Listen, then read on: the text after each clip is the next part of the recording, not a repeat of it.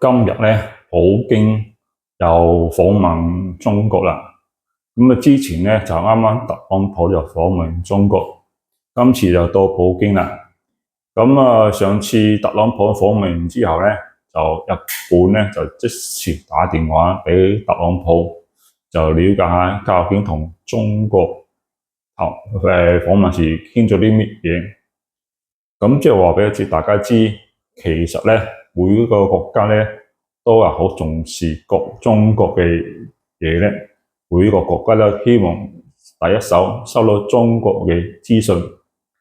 即係話其實做生意最緊要咧要掌握資訊，無論任何一行咧，如果資訊掌握越多咧，你做到生意機會咧就越大。所以咧好多時做生意其實咧就一個資訊差嘅問題，有啲我哋知道咗，其他人唔知，咁最好做到生意。呢啲咧就係做生意其中一個方法。好多時咧就當你呢個國家強大咗咧，好多其他國家咧就會過嚟拜訪你尊重你呢個問題啦。調返轉頭做生意，如果你公司夠大嘅，其他細公司咧亦都會主動拜訪你哋。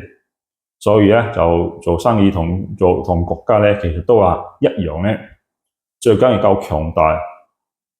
咁咧就生意咧就會越做越好。而本公司咧雖然係一間細小型公司，不過咧亦都開咗超過5年，相信咧經過我哋嘅努力咧，生意咧會慢慢一路擴張咧，所以希望大家有機會繼續合作。OK。